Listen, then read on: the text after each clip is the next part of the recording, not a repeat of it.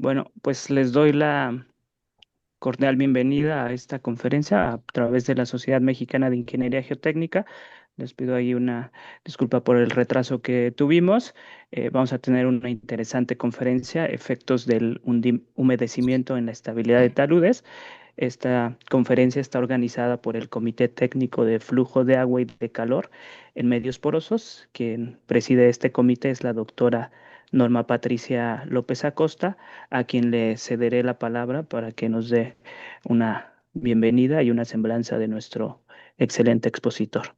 Adelante, doctora Norma. Muchas gracias, el Francisco. Pues les ofrecemos una disculpa. Tuvimos algunos problemas de conexión con el doctor Eduardo Rojas, pero ya estamos aquí. Gracias por la espera. No quiero tomar más tiempo. Me voy a permitir presentar al doctor Eduardo Rojas.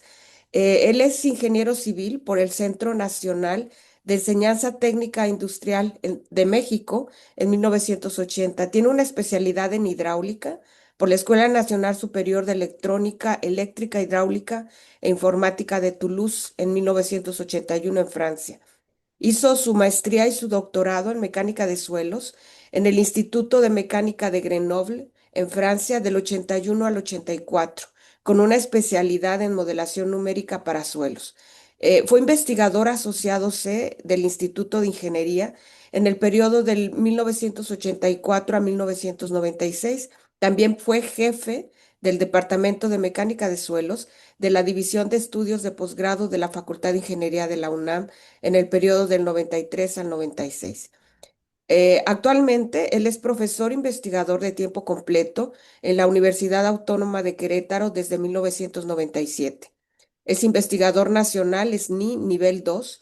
Obtuvo en el pasado el premio Manuel González Flores a la investigación por la SMIG en el 92, el primer lugar del premio Alejandrina en varias ediciones en 2002, 2004 y 2018 en el área de investigación y desarrollo tecnológico. Todo esto por la Fundación Alejandrina y la Universidad Autónoma de Querétaro. Es autor de 3 libros, 9 capítulos de libros, 44 artículos en revistas indizadas en el JCR con 556 citas. Pues no quiero tomar más tiempo, doctor Eduardo Rojas. Le agradezco mucho haber aceptado esta invitación y pues bueno, le cedo la palabra. Adelante. Sí, muchas Perdón, si me gracias. permite un aviso, Ujú. a todos los asistentes yo les pediría, si tienen preguntas, en la barra inferior del Zoom de esta conexión hay un icono que dice Q ampersand A. Es para preguntas y respuestas. Les pediría, si tienen preguntas, háganlas ahí a través de este botón. Muchísimas gracias. Adelante, doctor Eduardo Rojas. Sí, muchas gracias por la presentación. Entonces, voy a hacer esta presentación, efecto del humedecimiento en la estabilidad de taludes, y vamos a seguir este índice. Primero, las causas de las fallas en talud, los tipos de falla que podemos encontrar, algunos ejemplos de estas fallas, los análisis de estabilidad que podemos hacer en los taludes y cómo involucrar el flujo de agua dentro de este análisis, el procedimiento y dos ejemplos, la autopista México-Acapulco y San Juan de Grijalva, algunas soluciones para evitar problemas de estabilidad y conclusiones. Entonces, dentro de las causas, las principales causas, está el humedecimiento del cuerpo del talud, que nos produce básicamente una reducción de la cohesión del material, o puede ser también una aparición de nivel freático que nos reduce los esfuerzos efectivos de contacto. Puede haber también contactos débiles entre dos estratos inclinados, y en ese caso se produce una falla por traslación. Normalmente entre los estratos de suelo puede haber un material diferente, que es el que produce ese contacto débil. También puede presentarse el problema de licuación estática cuando se aplica una carga de manera rápida en un suelo de baja permeabilidad, como vamos a ver algunos ejemplos. Licuación dinámica producida por sismo, su fusión o erosión cuando tenemos arrastre de partículas sólidas, y humedecimiento de suelos dispersivos o colapsables. Entonces, aquí hay algunos ejemplos. Por ejemplo, esta falla rotacional es la que normalmente ocurre cuando se humedece el cuerpo del talud y tenemos este tipo de falla. Aquí está cuando tenemos contactos débiles entre dos estratos, hay una falla por traslación y en este caso puede ser la traslación por bloques, básicamente se desliza un bloque sobre otro. Cuando tenemos lluvias intensas, también puede haber arrastre de partículas en taludes donde tenemos rocas, de tal manera que se elimina cierto contacto entre las rocas del talud y eso provoca los caídos, como en este caso también puede ser producido por humedecimiento del cuerpo del talud. Vamos a ver un ejemplo, por ejemplo, de una estructura que tuvo una rotura en su tubería y eso provocó el humedecimiento del talud y el caído. En suelos dispersivos normalmente se observa a cierto contenido de agua.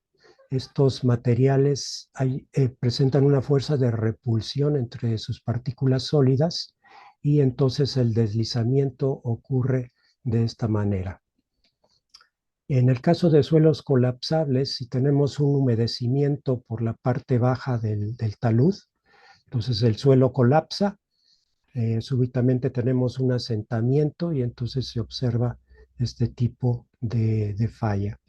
Licuación también por sismo en el caso de taludes arenosos. La reptación o creep cuando tenemos una falla incipiente en el talud y entonces hay un movimiento continuo en el talud y eso se va observando en la inclinación ya sea de los troncos de los árboles o de los postes de energía eléctrica. Y puede haber una falla progresiva también cuando se va perdiendo contacto entre las diferentes cuñas de material, entonces la falla va avanzando. Algunos ejemplos, pues este es un ejemplo emblemático. La autopista Ensenada-Tijuana en diciembre de 2013 presentó este deslizamiento, que fue una falla rotacional por humedecimiento. Esta falla entonces se solucionó colocando drenes en la parte superior, de tal manera que se evitaba que la masa de suelo del talud se humedeciera y de esa manera se logró estabilizar este talud. Falla por traslación en el Cerro El Tortuguero, en Macuspán, en Tabasco. Aquí se pueden observar los diversos estratos de material. Entre estos estratos puede haber otro material que es ligeramente diferente al de los estratos y eso provoca una de fuerza de contacto deficiente y entonces se produce el deslizamiento del talud. Problema de caídos por el flujo de agua y el flujo de partículas entre las rocas va a producir estos caídos.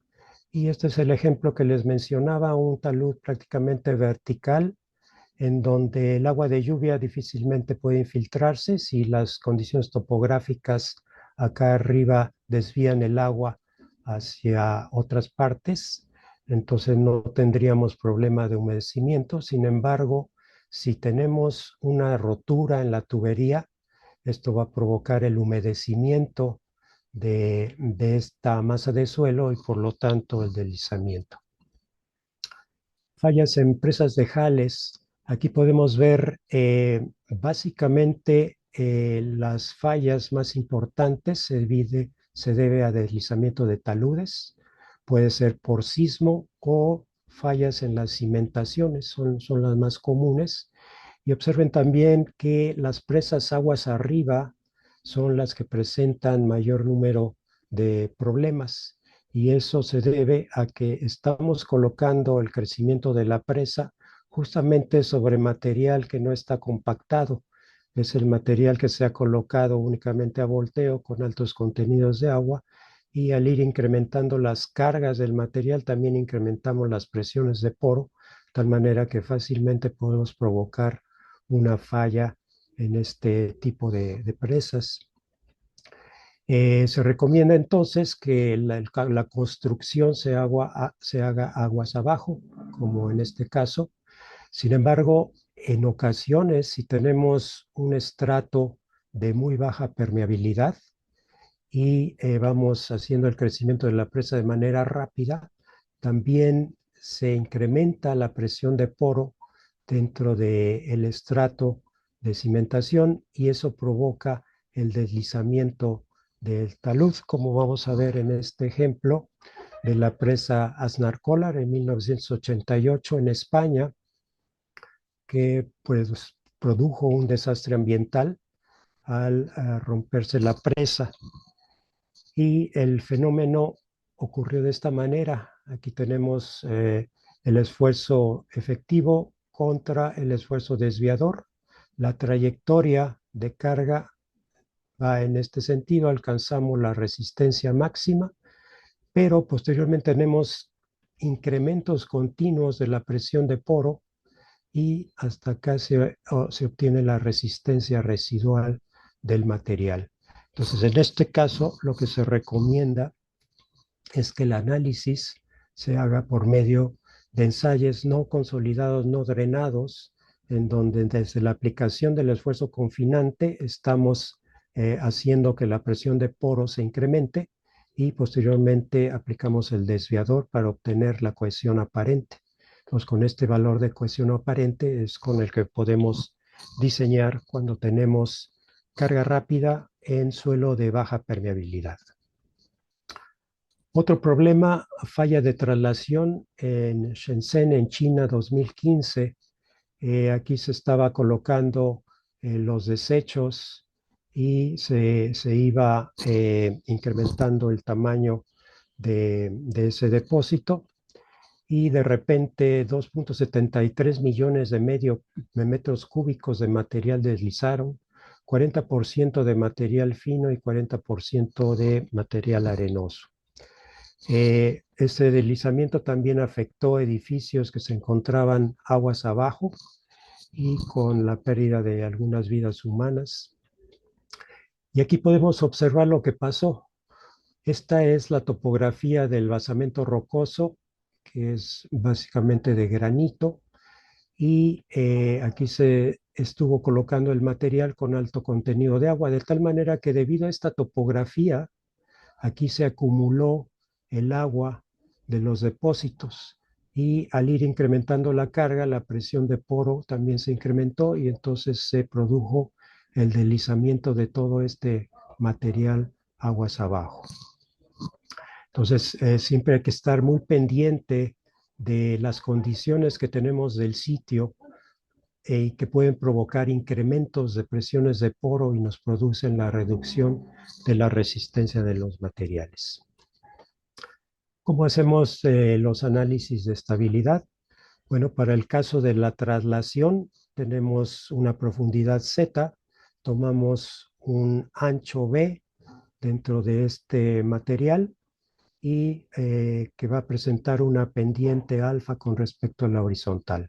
En el caso de suelo no saturado, entonces el resultado del análisis nos da esta ecuación en donde tenemos el ángulo alfa, el ángulo de fricción phi, la cohesión y la profundidad con el peso volumétrico del material. Si este material se satura, ya sea que hay un crecimiento del nivel freático y entonces tenemos una reducción de esfuerzos efectivos y además perdemos la cohesión. Entonces la ecuación se reduce a este valor, de tal manera que tenemos que tener para esta pendiente un ángulo menor al ángulo de fricción del suelo. Además, esta ecuación nos indica que si nosotros hacemos conos de arena seca con la máxima pendiente que le podemos dar al cono y medimos ese ángulo, entonces estamos determinando el ángulo de fricción de la arena. Falla rotacional en este caso es por sumatoria de momentos. Entonces tomamos un punto como el punto del eje de rotación y vamos a tener un radio de la superficie de falla y un radio del centroide de la masa de suelo. Eh, Además tenemos este ángulo teta que hace con la vertical con el centroide. Perdón, el ángulo teta es del radio de la superficie de falla y el ángulo alfa que es con respecto al centroide. Entonces, en el caso de suelos no saturados, obtenemos esta ecuación y normalmente tomamos un factor de seguridad de 1.5 para decir que el talud es estable. Evidentemente tenemos que hacer posiciones diferentes de la superficie de falla para encontrar el mínimo valor del factor de seguridad. En el caso de que el material sea saturado, perdemos el término de cohesión y entonces nos queda esta ecuación de manera muy sencilla eh, para el caso de falla por rotación. En el caso de suelos no saturados o suelos no homogéneos, el método de las dovelas son el más adecuado y tenemos diversos métodos como el Bishop, el Morgenstern Price, el Spencer, que se utilizan en los programas de cómputo y se tienen en cuenta no solo lo que es el peso y los contactos entre las dovelas, entonces todas las fuerzas que hay de fricción entre los diversos elementos se toman en cuenta y se hace la solución para obtener el factor de seguridad mínimo. Normalmente estos métodos, las diferencias entre estos métodos son muy pequeñas. Podemos usar cualquiera de ellos y vamos a tener garantía de un factor de seguridad adecuado. Eh, si hacemos un análisis simplificado en donde nada más consideramos el peso de las dovelas con su centroide y la resistencia en la parte baja de la dovela, entonces encontramos esta ecuación para el caso de suelos no saturados, en donde tenemos el peso de cada dovela, el ángulo que forma el centroide de cada dovela, el ángulo de fricción y el ancho de las dovelas. Si perdemos la cohesión por efecto de humedecimiento del talud, entonces encontramos esta ecuación simplificada que es similar a la que habíamos obtenido para el método sueco en suelo homogéneo. Eh, entonces, estamos viendo que el esfuerzo cohesivo tiene una influencia muy importante sobre el comportamiento del talud. Y todos hemos ido a la playa, hemos hecho algunas esculturas en arena. Entonces sabemos que la arena húmeda nos permite hacer este tipo de esculturas y eso es el mismo fenómeno que tenemos aquí de arena húmeda, es el que se presenta aquí, en donde hay meniscos de agua entre los contactos de las partículas. ¿Y cómo funcionan esos meniscos de agua? Bueno, esto es similar al efecto de una ventosa que presionamos contra una superficie lisa. Al presionar nosotros la ventosa, lo que estamos haciendo es extraer cierta cantidad de aire al interior de la ventosa, de tal manera que la presión de aire al interior es inferior a la presión atmosférica que tenemos sobre la ventosa. De tal manera que esta fuerza resultante que nos permite transportar, por ejemplo, vidrios de gran peso, esta fuerza resultante va a ser igual a la presión atmosférica menos la presión que tengamos aquí dentro de la ventosa y multiplicada por esta área que ocupa la ventosa. Entonces, entre más grande sea la ventosa, pues mayor fuerza vamos a tener aquí. Y entre más empujemos la ventosa, más extraemos aire del interior, pues esa fuerza también va a ser mayor. En el caso de las ventosas, la máxima succión o valor que podemos tener aquí es de 0.1 megapascalios. Entonces es una atmósfera y es el valor máximo que podemos tener aquí, comparado con el caso de los suelos no saturados en donde aparecen los meniscos de agua. Cuando aparece un menisco de agua nos indica que la presión de agua al interior de ese menisco es negativa. Y entonces la succión va a ser la presión de aire menos la presión de agua que tenemos aquí en el menisco. Normalmente la presión de aire dentro de la naturaleza pues es la presión atmosférica. En el laboratorio nosotros sí podemos controlar la presión de aire y podemos manipular a valores de succión dentro de las pruebas que hacemos, pruebas triaxiales a succión controlada. Y en el caso de estos materiales, el esfuerzo de contacto adicional va a ser igual a la succión, como aquí, multiplicado por esta área. Sin embargo, aquí como estamos trabajando en esfuerzo, lo multiplicamos por el grado de saturación. Es decir, que cuando el grado de saturación tiende a cero, entonces el área va a ser muy pequeña y vamos a tener aquí un esfuerzo de contacto pequeño. También cuando nosotros saturamos el material, estos meniscos desaparecen y ya no tenemos presión de agua, la succión se hace cero y también el efecto de contacto adicional se hace cero. Entonces, eso nos quiere decir que el producto del esfuerzo cohesivo, que es el grado de saturación por la succión, va a tener un máximo. Entonces, iniciamos con suelo saturado, entonces valor cero de la cohesión se va incrementando y llegamos a un máximo conforme vamos reduciendo el área de contacto, entonces también vamos a reducir el esfuerzo cohesivo.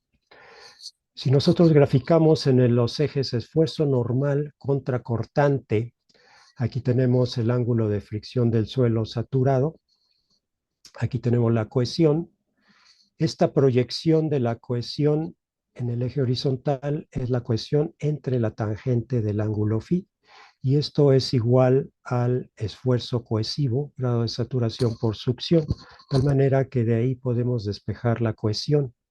Nosotros estamos acostumbrados a decir que la cohesión es un esfuerzo cortante. En realidad la cohesión es un esfuerzo normal que tenemos que agregar a los esfuerzos que estamos aplicando sobre el material, que llamamos esfuerzos netos. Cuando le agregamos este esfuerzo de succión, entonces obtenemos los esfuerzos efectivos en suelos no saturados. Y lo que ocurre es que obtenemos una sola superficie de falla. Por ejemplo, si usamos cohesiones, pues podemos tener muchas cohesiones para un suelo. Entonces, este valor, si lo multiplico por la tangente de phi, me da la cohesión. Y entonces voy a tener muchos valores de cohesión para un mismo suelo. Sin embargo, si yo hago esto, que traslado este esfuerzo normal al eje de esfuerzos efectivos, entonces voy a tener una superficie de falla única, y esto es la base de la teoría unificada de suelos para la geotecnia. Entonces ya trabajamos con una sola superficie de falla y la cohesión la consideramos como un esfuerzo normal aplicado en el contacto de la superficie de las partículas sólidas. Y entonces tenemos estos valores ya. Al multiplicar este esfuerzo cohesivo por la tangente de phi, obtenemos la cohesión, como dice la ecuación, y entonces tenemos diferentes esfuerzos de cohesión para arena. Entonces, cuando trabajamos en estas condiciones es cuando podemos hacer esculturas con arena húmeda. En el caso de arcillas, entre más las secamos, más crece la cohesión. Y el problema con las arcillas es que nunca las podemos secar por la presencia del agua absorbida, de tal manera que esta curva se interrumpe en un cierto punto porque ya no podemos eliminar el agua absorbida, y entonces entre más secamos a una arcilla, más crece su cohesión. Y al contrario, si Estamos utilizando la cohesión para soportar taludes y ocurre el humedecimiento, entonces vamos a perder este término cohesivo. Entonces, los efectos del agua en los taludes, pues es básicamente la resistencia del suelo por la pérdida de la cohesión y perdemos momento resistente, incremento del peso del material porque pasa a ser un material saturado y se incrementa el momento motor, posible generación de tirante de agua y generación de presión de poro positiva que nos disminuye los esfuerzos efectivos y por tanto el momento resistente. También puede provocar fuerzas de arrastre por flujo de agua, que incrementaría el momento motor, o su fusión y erosión en suelos no autoestables. Entonces, estos suelos no autoestables es cuando tenemos materiales bien graduados, es decir, que tenemos materiales de diferentes tamaños. Normalmente, los materiales mal graduados son los que nos representan a los suelos autoestables, que tienen coeficientes de uniformidad bajos, ¿no? Entre inferiores a 3. Ahora, ¿cómo involucramos el flujo de agua dentro del análisis de los taludes? Bueno, aquí tenemos la ecuación de conservación de la masa. Esto básicamente es la variación de la velocidad del agua en los diferentes ejes y eso nos da la variación del contenido de agua con respecto al tiempo dentro del suelo. Si nosotros hacemos este término igual a 0, es el caso de los suelos saturados, es decir, que como todos los poros ya están llenos de agua, no hay variación en su contenido de agua y entonces podemos resolver la ecuación por medio de las líneas de flujo, líneas equipotenciales, hacemos nuestros diagramas de flujo y podemos determinar cuál es el flujo que ocurre en una cierta estructura. En este caso, la mayor parte del flujo de agua va a ser absorbido por el suelo y solo una pequeña parte es la que va a salir. Entonces, esta velocidad de flujo está dada por la ecuación de Darcy, en donde tenemos la permeabilidad, pero ahora va a quedar en función de la succión. Entonces ya no la llamamos permeabilidad, la llamamos conductividad hidráulica por estar en función de la succión. Y multiplicado por el gradiente hidráulico, pero ahora el tirante de agua va a estar afectado por la succión, es decir, un suelo entre más seco, más va a atraer el flujo hacia sus poros. Entonces tenemos este término succión dividido entre peso volumétrico del agua para tenerlo en metros y se lo agregamos a la posición del sitio donde estamos analizando el flujo y esto nos da el gradiente. Entre paréntesis, si nosotros en lugar de la ecuación de Darcy utilizamos la ecuación de Poiseuille, entonces podemos encontrar la velocidad de flujo en función de los radios de las poros del suelo. Y entonces nosotros podemos estudiar el flujo de agua en suelos saturados a través de la porosimetría del suelo. Y entonces podemos obtener una ecuación de consolidación en función de la porosimetría del suelo y va a involucrar tanto la consolidación primaria como la secundaria. Entonces cierro el paréntesis, seguimos con los suelos no saturados y entonces cuando nosotros sustituimos esta velocidad de flujo en la ecuación, obtenemos la ecuación de Richards. Entonces tenemos la variación del contenido de agua del suelo con respecto al tiempo. Es igual al divergente de la conductividad hidráulica, que depende de la succión, del gradiente del tirante hidráulico y de este flujo que es el que va a salir del suelo. Entonces tenemos esta ecuación de equilibrio y es la que tenemos que resolver. Sin embargo, pues como todo esto depende de la succión, este contenido de agua por medio de las curvas de retención, lo podemos obtener.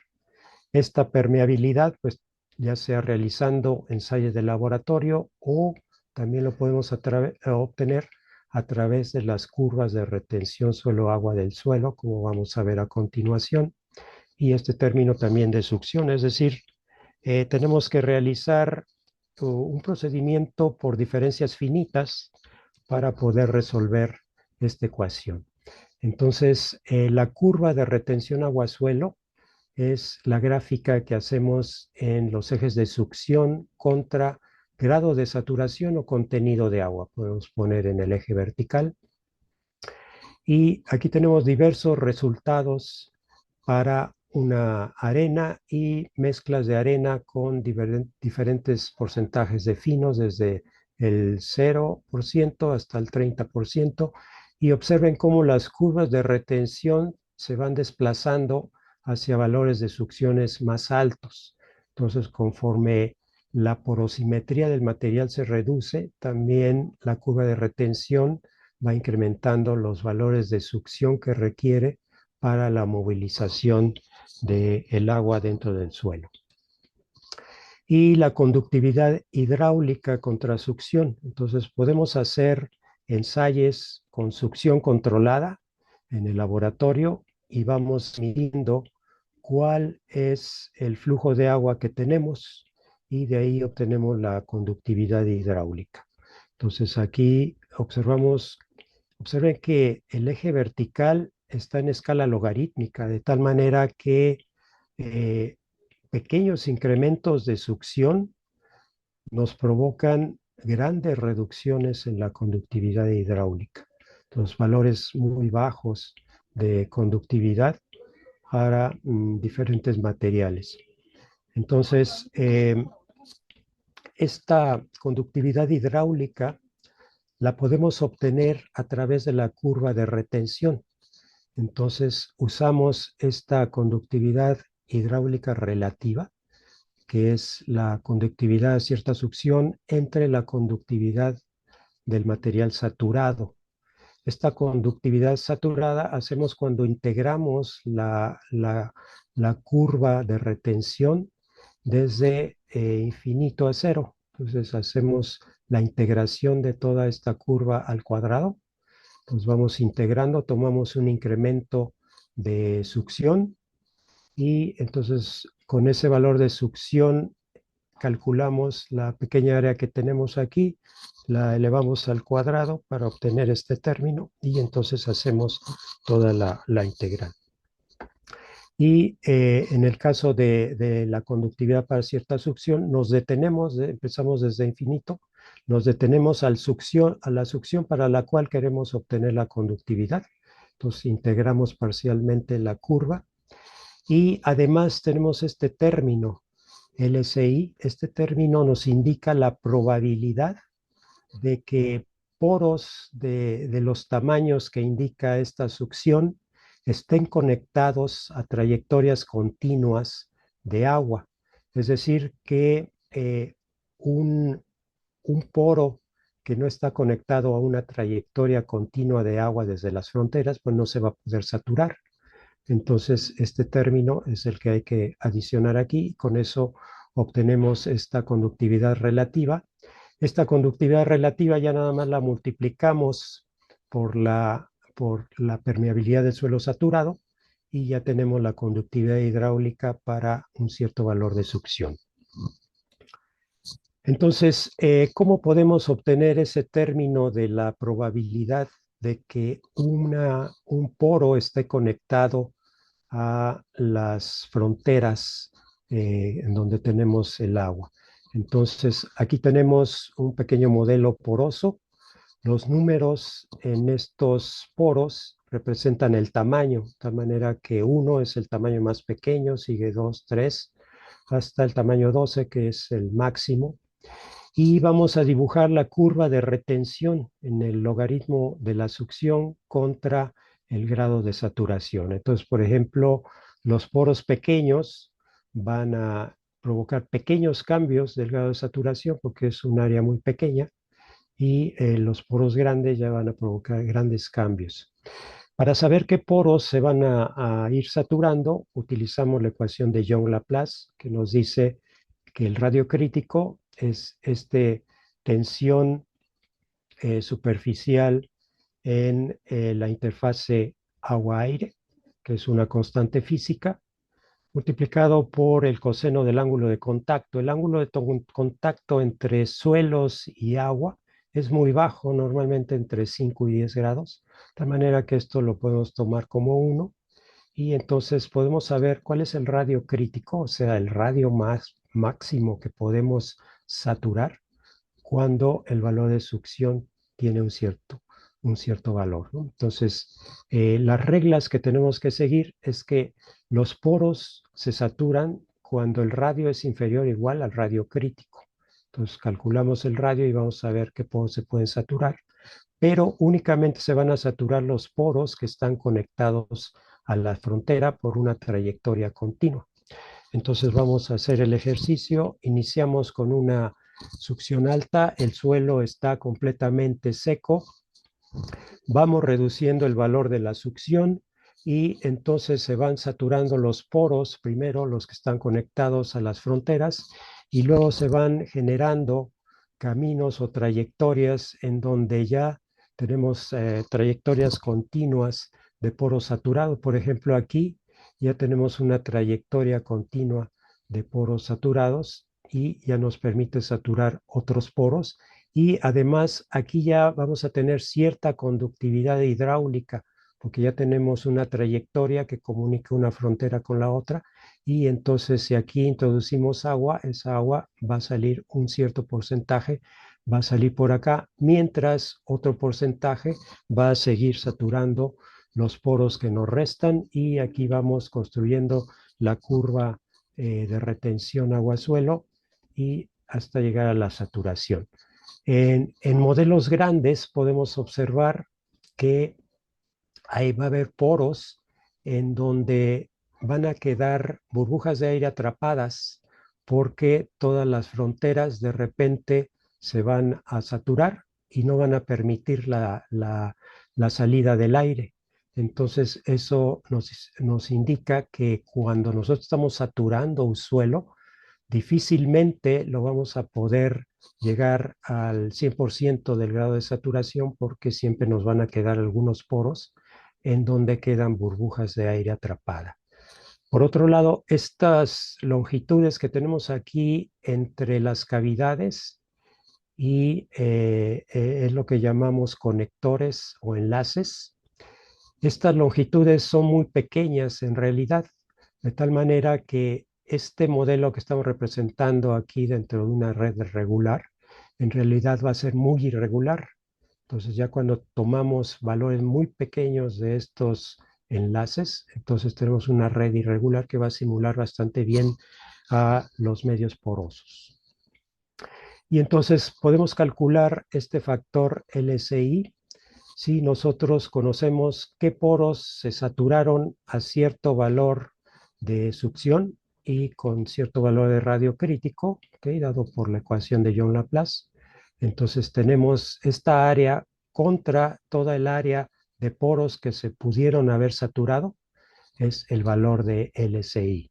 Entonces, con este gráfico que está representado en el radio del poro contra volumen relativo, normalmente tenemos distribuciones normales logarítmicas de los poros de los suelos. Entonces, utilizando esta distribución normal logarítmica, podemos determinar este factor LSI y con eso determinar la conductividad hidráulica del suelo para cualquier valor de succión. Y entonces podemos crear un programa de diferencias finitas para resolver la ecuación de flujo. Entonces tenemos la ecuación de Richards y ponemos las condiciones iniciales, es decir, debemos saber cuáles son los valores de succión, contenidos de agua, posiciones, la geometría, dónde están las fronteras húmedas, etc. Damos un incremento de tiempo. Se propone una variación de la succión. Entonces, vamos a proponer que la succión varía este incremento y ya con eso tenemos el valor de la succión y con ese valor de succión, con nuestra curva de conductividad hidráulica o con las ecuaciones que tenemos, podemos ya calcular cuál es la conductividad hidráulica y podemos entonces resolver la ecuación de Richards. Obtenemos entonces esta variación del contenido de agua. Esa variación de contenido de agua la tenemos que verificar con la curva de retención. Entonces aquí vamos a entrar con el contenido de agua y vemos si realmente es la succión que obtuvimos al proponer este incremento. Pues normalmente vamos a tener que buscar la convergencia. Entonces entramos dentro de este bucle hasta alcanzar la convergencia y entonces damos el siguiente incremento de tiempo. Entonces vamos resolviendo la ecuación punto por punto. Otra opción es, en lugar de utilizar los resultados experimentales como estos de conductividad o la ecuación por medio de la probabilidad de los poros, podemos utilizar las ecuaciones de Wangen-Eusten. Estas ecuaciones de Wangen-Eusten nos representan la curva de retención de agua, que es esta ecuación con los parámetros alfa, beta y delta. Nosotros vamos a obtener estos parámetros al calibrar la curva de retención con los resultados experimentales. Entonces obtenemos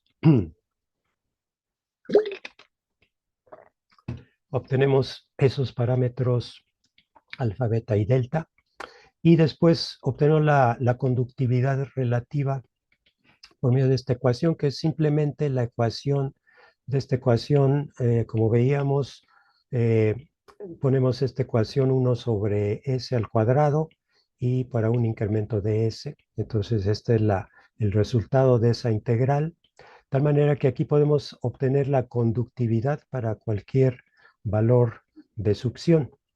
El problema de esta ecuación es que está considerando que todos los poros de un determinado tamaño se van a saturar con ese valor de succión. Entonces no está tomando en cuenta que no todos los poros del suelo se saturan cuando se alcanza cierta succión y tenemos un cierto radio crítico, no todos esos poros se van a saturar. Pero sin embargo, pues nos da valores aproximados. Y aquí un ejemplo de aplicación de la solución de la ecuación de Richards. Aquí se está estudiando la efectividad de pantallas impermeables verticales para proteger un suelo expansivo. Entonces colocamos todos nuestros nodos del suelo, les damos las succiones iniciales, la geometría, las fronteras. Entonces aquí va a ser una frontera para humedecimiento y esta frontera va a estar protegida. Aquí es donde tenemos una estructura que se construyó y se le colocó esta barrera vertical para protegerla del humedecimiento. Entonces, hacemos la corrida del programa, resolvemos la ecuación de Richards y se genera un frente húmedo que va avanzando cuando tenemos estación húmeda. Entonces avanza el frente húmedo. Cuando tenemos estación seca, el frente húmedo se desliza hacia arriba, vamos perdiendo cierta humedad y conforme corren los años, hacemos una corrida para 5 o 10 años, por ejemplo. Entonces vamos viendo que este frente húmedo empieza a ser atraído por los valores de succión alta que tenemos de este lado protegida. En este lado tenemos una succión de menos 360 kilopascales y entonces esto va atrayendo cada vez más al frente húmedo cada vez que se presenta la estación de lluvia y el frente húmedo va avanzando de tal manera que al término de 5 años, 6 años, ya tenemos la invasión del frente húmedo en la zona protegida. Y aquí tenemos entonces la expansión que produce ya este avance del frente húmedo dentro del suelo. En la zona no protegida, pues es una expansión uniforme y acá en el frente protegido, pues empieza donde el humedecimiento es mayor y se va propagando. Esto da como resultado que las pantallas verticales son útiles únicamente durante un periodo de tiempo corto, de 5 a 10 años máximo. Ya la pantalla vertical termina de ser efectiva para proteger estructuras cimentadas en suelos expansivos, de tal manera que actualmente ya las pantallas verticales prácticamente no se utilizan.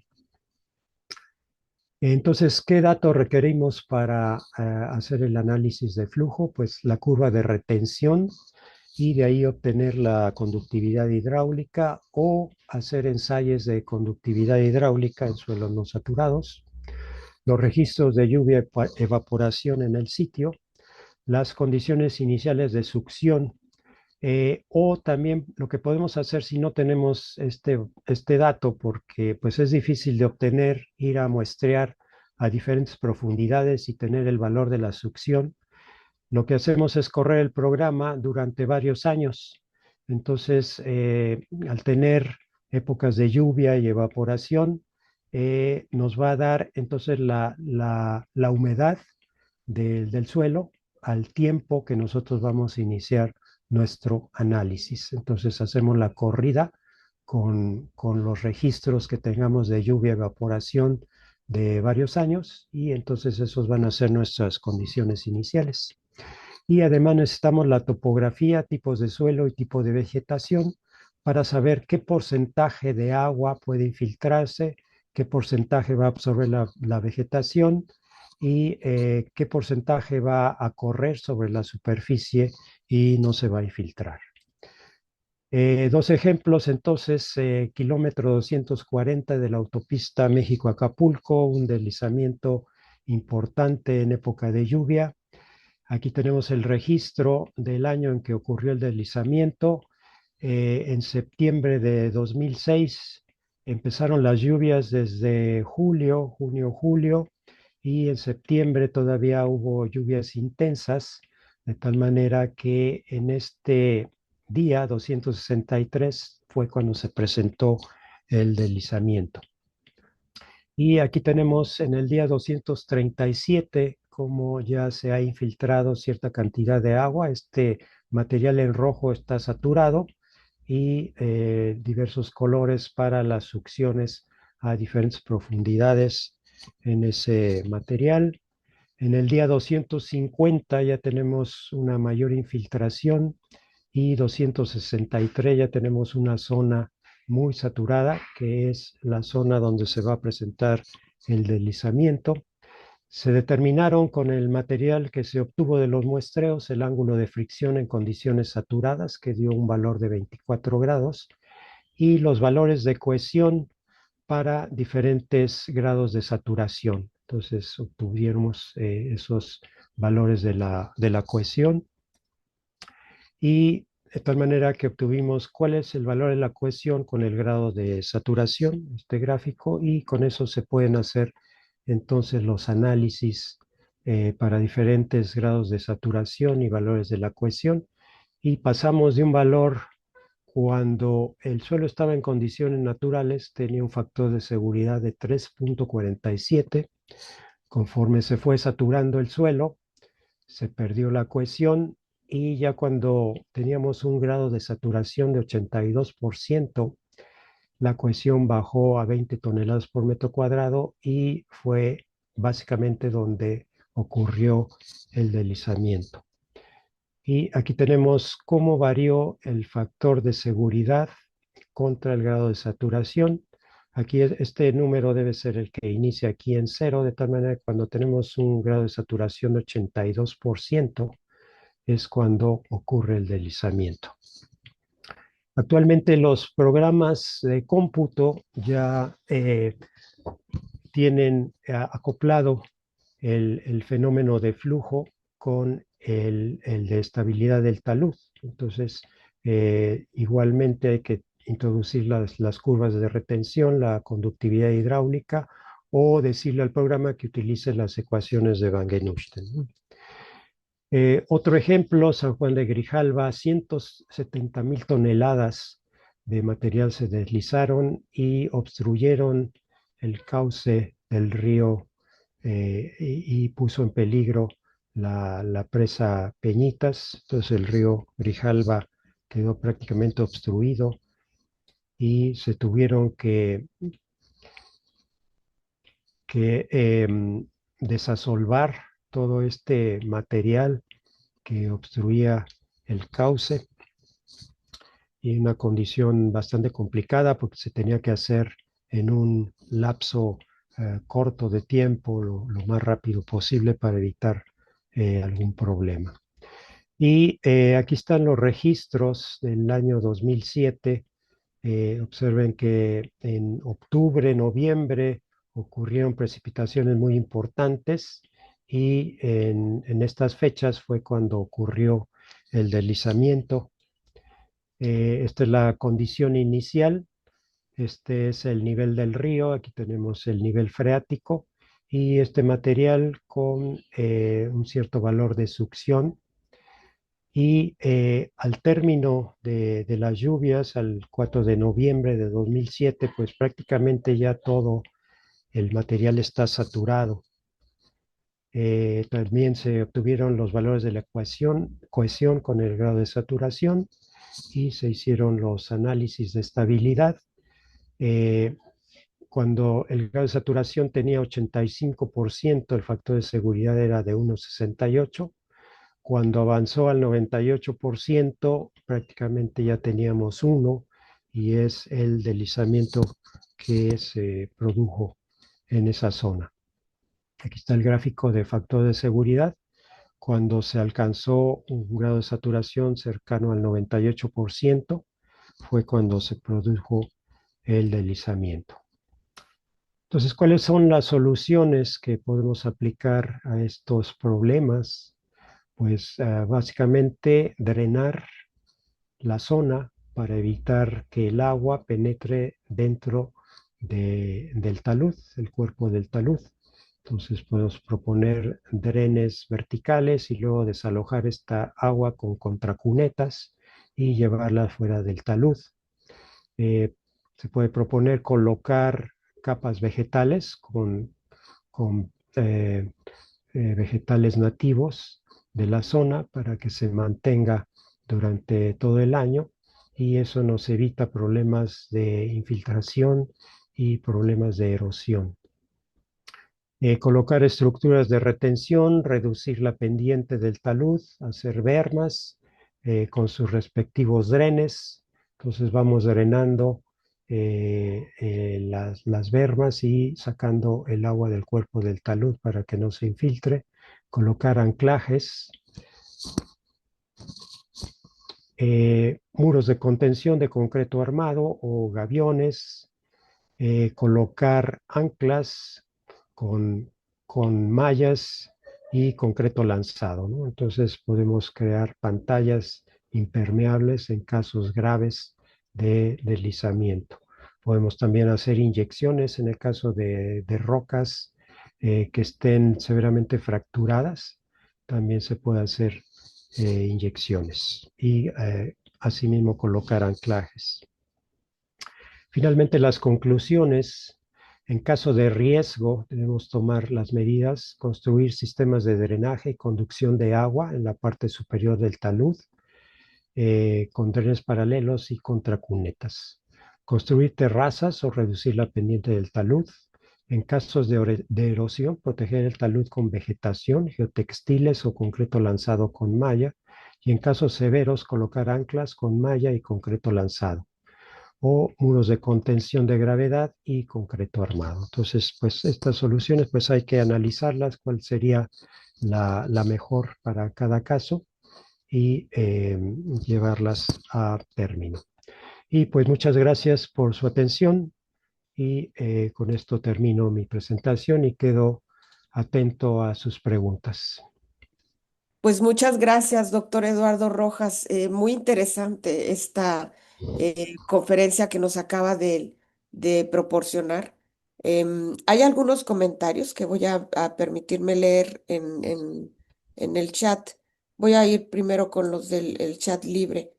Em, Preguntan, cuando expuso sobre el modelo poroso, alguien preguntó si son trayectorias aleatorias. Trayectorias, a- ¿se refiere a las trayectorias que sigue el agua o Creo no? que sí. No quise interrumpirlo, pero la pregunta fue hecha cuando estaba hablando sobre su modelo poroso. Ajá. Sí, realmente las trayectorias que van ocurriendo dentro del medio poroso depende de la porosimetría del material. Como vimos, los poros más pequeños son los que se empiezan a saturar primero. Entonces, los poros pequeños que están en las fronteras del material poroso son los primeros que van a saturarse y la saturación va a continuar hacia los poros pequeños que ya se encuentran hacia el interior. Entonces, dependiendo de la estructura del suelo, es como se van a generar estas trayectorias de humedecimiento que van a ser continuas y que son por las cuales el agua va a fluir para cuando determinamos la permeabilidad de un suelo no saturado. Entonces, realmente, pues sí, dependen de la porosimetría del material y pues sí son bastante aleatorias, ¿no? Porque sabemos que los poros en un suelo pues están colocados de manera aleatoria, poros de diversos tamaños y conectados también de una manera aleatoria. Entonces, pues son trayectorias que se van formando pero nosotros con un modelo poroso, lo que podemos saber es cuál es la probabilidad de que un poro de determinado tamaño realmente esté conectado a una trayectoria continua y entonces saber si ese poro realmente se va a saturar o no se va a saturar y de ahí podemos obtener la conductividad hidráulica. Muchas gracias, doctor. Espero que para Adolfo Morales haya quedado respondida la pregunta. El Walter Nolasco pregunta, ¿alguna literatura que pueda recomendar para ayudar a comprender este tema más ampliamente? Eh, Sí, está el libro de suelos no saturados que editó la Sociedad Mexicana de Mecánica de Suelos, que estuvo coordinado por el maestro Alfredo Cepeda. Ese libro, no sé si ya esté agotado, pero sería cuestión de preguntar ahí en la Sociedad Mexicana de Mecánica de Suelos. Yo tengo otro libro que ese se llama Mecánica de Suelos Unificada, hacia una mecánica de suelos unificada, y es de Bentham. Les puedo escribir en un momento ahí la referencia, y ahí viene pues, todo lo referente al modelo poroso, viene conductividad hidráulica y cómo se utilizan las curvas de retención para determinar la conductividad hidráulica. Gracias. Walter Nolasco también le felicita, señala que es una excelente exposición. Jean-Paul Paico consulta qué recomendaciones nos daría para tratar pilas o pads de lixiviación con problemas de retención de solución por la presencia de capas con abundante matriz fina.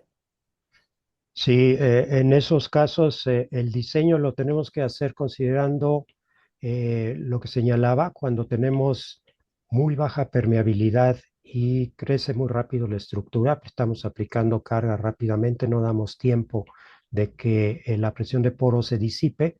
Entonces tenemos que utilizar ensayos triaxiales no consolidados, no drenados, para determinar la cohesión aparente del suelo y con ese parámetro diseñar lo que es la cimentación. ¿Sí? Entonces, ese cohesión aparente ya toma en cuenta que la presión de poro va a crecer de manera importante, no solo debido a la acumulación de agua, sino por el incremento de cargas, y entonces nos permite un diseño seguro. Gracias. Adrián Ávila señala excelente presentación y las soluciones propuestas las apliqué en un talud de suelos saturados con muros gabión y geotextil y función adicionado a drenes largos. Em, Jean-Paul vuelve a preguntar, en su experiencia para materiales arcillosos, ¿qué rango de valores se podría tener para el valor de entrada de aire que limitaría la condición saturada y no saturada de una arcilla? Sí, en el caso de arcillas, sí, hay variaciones, pero digamos que a partir de 300 kilopascales podemos tener ya valores de entrada de aire. 300 kilopascales hasta 1 megapascal. Entonces, de 300 a 1000 kilopascales son valores de entrada de aire para arcillas, dependiendo si es caolín o si es monmorilonita. José Luis González señala, ¿cómo se puede modificar el modelo para casos donde existe mucha heterogeneidad del tipo de suelo o de roca? Sí, ahí pues hay que aplicar el método de las dovelas cuando tenemos suelos muy heterogéneos y podemos tener también este flujo de agua, incluso valores diversos de la cohesión porque tenemos diferentes estratos. Entonces, en ese caso, sí se necesita un estudio geotécnico más profundo porque necesitamos determinar las propiedades de los diversos estratos por donde va a pasar la superficie de falla para poder aplicar correctamente el método de las dovelas. Y como les decía, pues sí hay varios métodos, pero básicamente sus resultados son muy similares.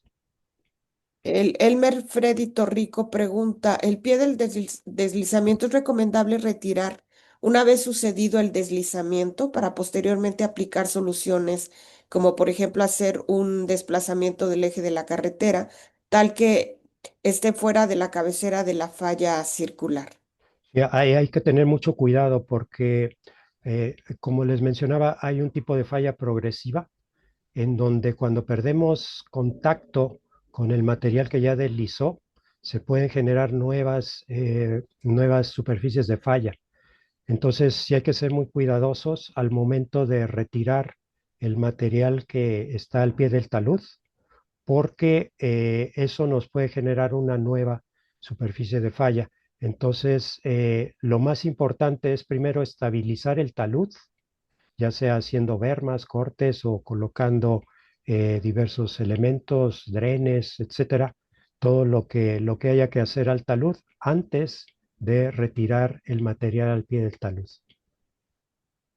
El Rafael Ortiz pregunta, bueno, le dice que es un gusto volver a verlo. ¿La suma triangular de la CRAS para la integración sigue siendo un método viable para considerar la distribución log normal de los poros? Sí, bueno, este trabajo em, que hicimos con Rafael tomaba en cuenta la solución que proponía Fredlund, en donde se puede determinar la conductividad hidráulica a partir también de, de los poros del material. Entonces, ciertamente, como mencionaba, los suelos tienen una distribución de poros que es normal logarítmica, de tal manera que la aproximación triangular es una aproximación que se puede utilizar en lugar de la normal logarítmica y entonces tener también valores aproximados de la permeabilidad hidráulica.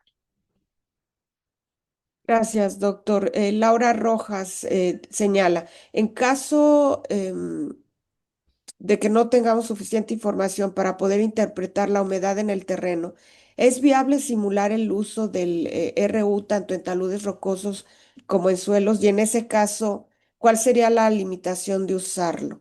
Eh, Perdón, RU no entiendo qué se refiere. sí, tampoco entiendo si nos aclaras, Laura Rojas. Voy a pasar a la siguiente pregunta y espero que nos aclares.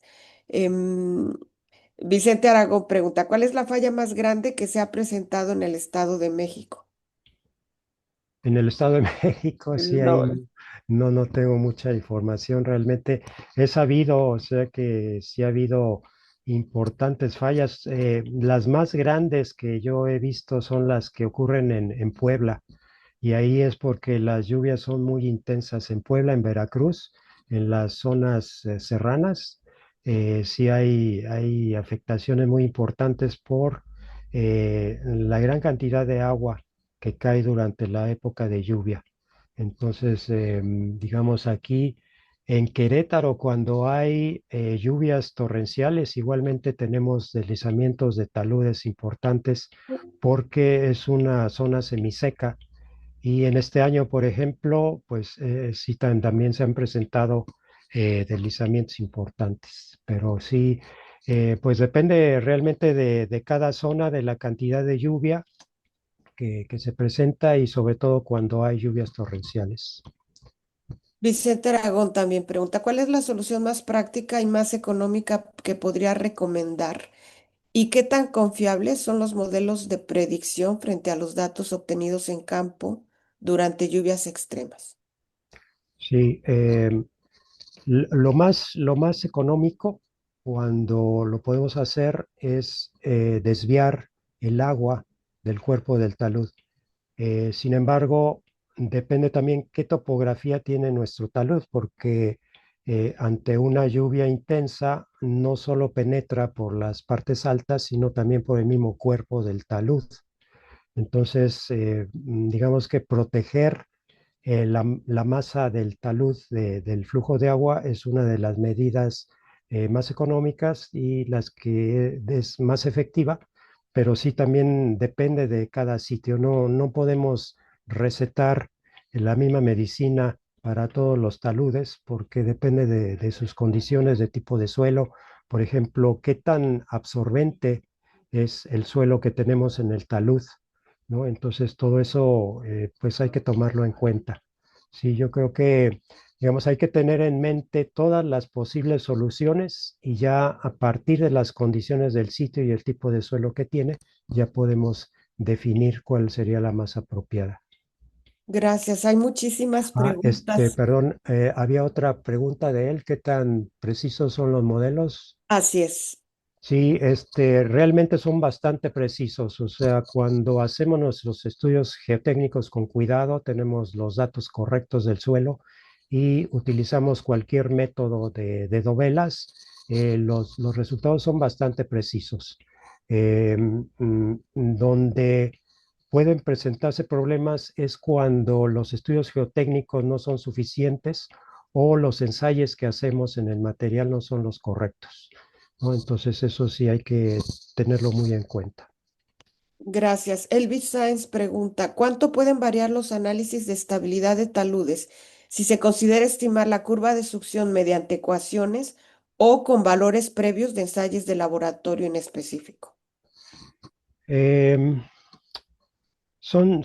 nos dan valores aproximados, pero si nosotros tomamos un factor de seguridad de 1.5, estamos a salvo. O sea, podemos recurrir ya sea a las ecuaciones, las de Van Genusten, cuando determinamos la curva de retención en el laboratorio y ajustamos la curva con la ecuación y luego de ahí obtenemos la permeabilidad. Digamos que el factor de seguridad que tomamos de 1.5 nos cubre bastante bien los problemas de precisión que pudiéramos tener con el procedimiento. Darío Ladrón de Guevara señala, excelente y muy rica exposición. Muchas gracias por los comentarios. Pregunta, ¿existe algún procedimiento norma que siga para su propuesta de drenes horizontales como ancho de tubería y profundidad de la excavación? Sí, de hecho, hay un manual de, de construcción que publicó la SMIG y ahí hay propuestas muy interesantes de cómo se puede hacer sistemas de drenaje. Entonces, eso es un libro que está en dos tomos, se llama Manual de Construcción La Geotécnica. técnica. Muy bien. El... Me voy con otra pregunta. ¿Alguna referencia que nos permita al momento de la caracterización de suelos con técnicas tradicionales tener en cuenta la pérdida de la cohesión por el incremento de saturación? Sí, o sea, se pueden hacer, si no tienen prensa triaxial a succión controlada, lo que nosotros hemos hecho es determinar primero el ángulo de fricción del suelo en condición saturada. Entonces hacemos ensayos ya sea drenados o no drenados, suelo saturado, determinamos ángulo de fricción y posteriormente hacemos ensayos con diferentes contenidos de agua. Entonces, diferentes grados de saturación.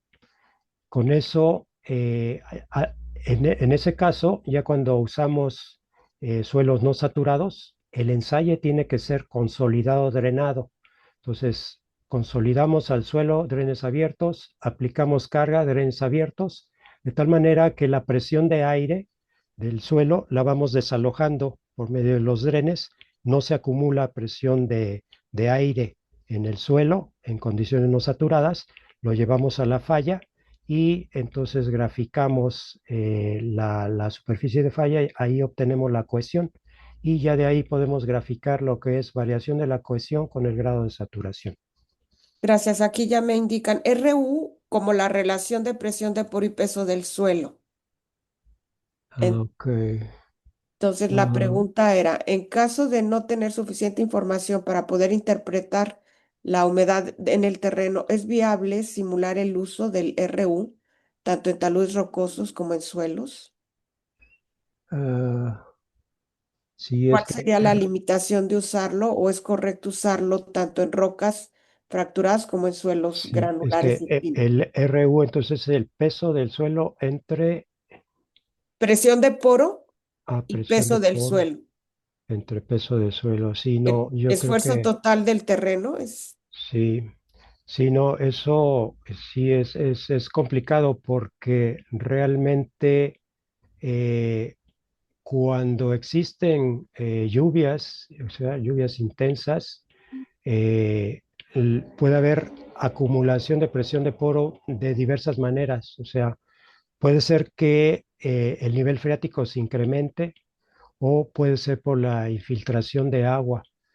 Entonces, sí, yo creo que es riesgoso tomar ese factor. Yo digo que lo mejor es hacer el análisis a partir de los programas de cómputo de las novelas, en donde tenemos que introducir todos estos elementos de nivel freático, presiones de poro, y ahí nos piden también el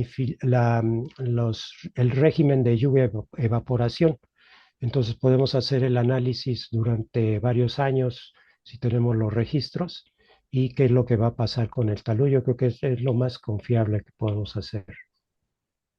Gracias. Elmer Torrico pregunta, ¿qué recomendaciones sugiere en el caso de falla en taludes donde los materiales son lutitas y limonitas y que efectivamente hay presencia de agua subterránea?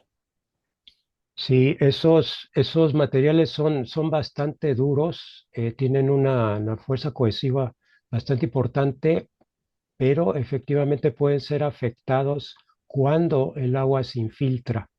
Eh, Normalmente en esos casos se requiere una infiltración lenta.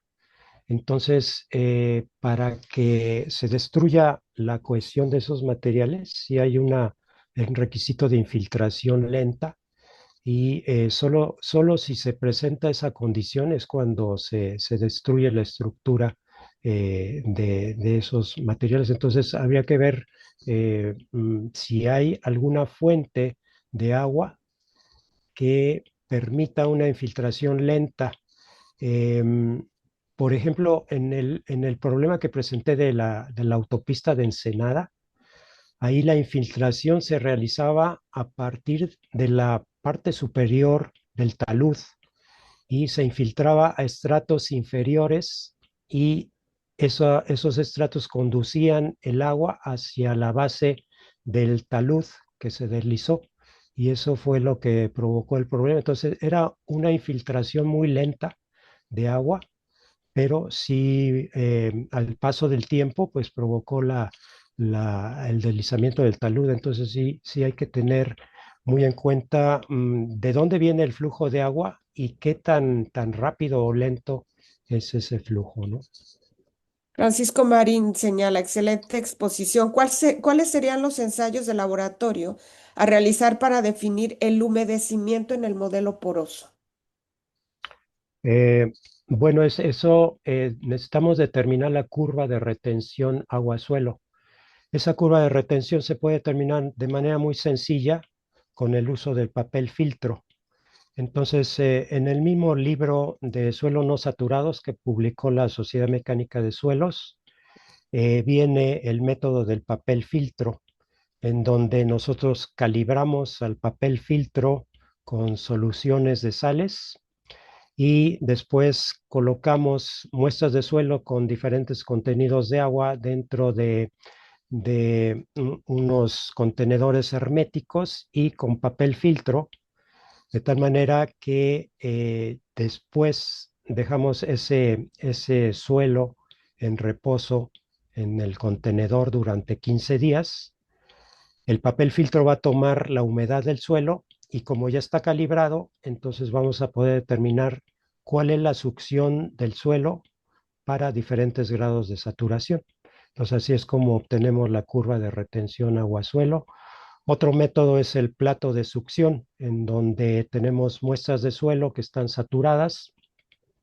Tenemos una membrana de celulosa en la base que no permite el paso del aire y vamos incrementando la presión de aire en la celda de tal manera que con el volumen de agua que va saliendo de la celda vamos determinando el grado de saturación del suelo y pues conocemos la succión por la presión de aire que se aplica.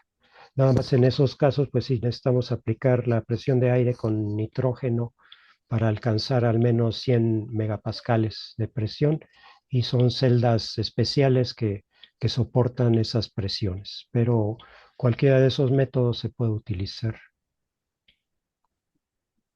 El Darío Ladrón de Guevara dice, hagan una segunda parte de preguntas y respuestas porque está muy interesante. Em, a ver, me voy a otra pregunta. Si hay demasiadas preguntas, me las voy a saltar. A ver, en muros de retención, el empuje activo del suelo incrementa al saturarse. Esto se puede analizar con la reducción del ángulo de fricción del suelo y la pérdida de cohesión o con la consideración de una presión hidrostática del agua o hidrodinámica o una combinación de ambas. No, realmente los muros siempre deben tener su drenaje. Entonces, cualquier muro que se construya debe llevar sus drenajes a diferentes alturas y el drenaje debe llevar sus filtros para que no se colmaten, no eviten que por ahí fluya el agua. Entonces, siempre debemos que tomar la condición de que no se va a formar un tirante de agua en el suelo que estamos reteniendo. Y por otra parte, la condición más crítica, entonces, es cuando el suelo se satura y es cuando perdemos la cohesión. Entonces, el empuje activo crítico es cuando hacemos cohesión cero, suelo saturado, pero con drenes. Entonces, sí tenemos el peso del suelo saturado, pero estamos evitando la formación de un tirante de agua. Otra pregunta es de Vicente Aragón. ¿Cómo se puede solucionar la superficie de falla al retirar un material que ya ha sufrido un deslizamiento, como por ejemplo generar más cohesión agregando material con más coeficiente de fricción para aumentar su resistencia? Sí, esas correcciones son complicadas porque sí es difícil asegurar que entre el material nuevo que vamos a colocar y el que quedó del deslizamiento va a haber un contacto, un buen contacto. Entonces, eso es bastante complicado. Ahí posiblemente realizar inyecciones antes de colocar el nuevo material y para poder estar seguros que vamos a tener un buen contacto con el material que quedó del deslizamiento y ya colocar nuevamente un material estabilizado, ¿no? Puede ser un material, una mezcla suelo-cemento en la parte del talud, pero lo importante ahí es asegurar que exista un buen contacto en la zona que ya deslizó. Muy bien, voy a hacer la última pregunta, doctor Sí, Rojas. En realidad hay demasiadas preguntas. Por el tiempo del doctor Rojas y todos, yo lo que les pediría es, por favor, envíen las preguntas, pueden enviarlas a una servidora, pueden enviarlas a través de la página del comité o directamente al doctor Eduardo Rojas. No sé si eso es posible, doctor, usted sí. nos dirá. Les doy mi correo. Es mi nombre, Eduardo Rojas González, con nada más las iniciales, ERG, arroba UAQ de Universidad Autónoma de Querétaro punto MX. Entonces es ERG arroba UAQ punto MX. Bien, la última pregunta es, si tenemos piezómetros de cuerda vibrante instalados en suelos arcillosos, valores de 0 kilopascales o ligeramente negativos, ¿son indicativos de que la arcilla no está saturada o Sí, necesariamente no es así? si valores negativos nos indicaría que ya el material está no saturado. Entonces, ahí hay un valor de contacto adicional entre las partículas, que es el esfuerzo cohesivo. Y como les decía, actualmente la tendencia en la mecánica de suelos es considerar la cohesión, no la cohesión, sino el esfuerzo de contacto adicional entre las partículas, que es un esfuerzo normal y no un esfuerzo cortante. Pues muy bien, José Luis felicita, González Espíndola, perdón, felicita al doctor Rojas por la excelente presentación. Hay muchas el mensajes de felicitaciones, doctor. Creo que ha gustado mucho su conferencia. Pues Muchísimas gracias. En sí, vista de tantos comentarios y que señalan que quieren una segunda parte, a lo mejor valdría la pena considerar una continuación de esta conferencia, doctor. Si usted Sí podemos analizarlo. Por ejemplo, lo que mencionaba el fenómeno de consolidación primaria y secundaria a partir de la porosimetría del suelo. Ese es algo que estamos haciendo actualmente aquí en la Universidad Autónoma de Querétaro y estamos analizando precisamente el suelo de Texcoco que hiciste favor de proporcionarnos y con resultados bastante interesantes. No, pues muchísimas gracias, doctor Eduardo Rojas. Agradezco mucho a todos los que el día de hoy están aquí muy interesados en esta conferencia. Voy a permitirme compartir este reconocimiento en nombre de la Sociedad Mexicana de Ingeniería Geotécnica al doctor Eduardo Rojas González por esta distinguida participación con la conferencia Efectos del humedecimiento en la estabilidad de taludes organizada por el Comité Técnico Flujo de Agua y de Calor en Medios Porosos que preside una servidora. Para quien no me conoce, soy Norma Patricia López Acosta, investigadora de la Coordinación de Geotecnia del Instituto de Ingeniería de la UNAM. Agradezco mucho a todos. Si el doctor Eduardo Rojas no tiene inconveniente, quizás se pudiera poner a disposición el video de esta conferencia a través de la página de este comité en la página de la SMIG. Claro Ya que usted. sí. Agradezco mucho a todos los participantes por su interés, preguntas muy interesantes y espero que haya sido de su agrado. Muchísimas gracias y pues gracias, doctor Eduardo Rojas. Un gusto volver a verlo, al menos así en videoconferencia. Gracias a todos los asistentes y bueno, buena tarde. Si hay continuación de esta conferencia, ya lo estaremos difundiendo a través de la SMIG, que yo creo que sí. Muchas gracias a todos y bonita tarde. Buena tarde. Buena tarde a todos. Gracias.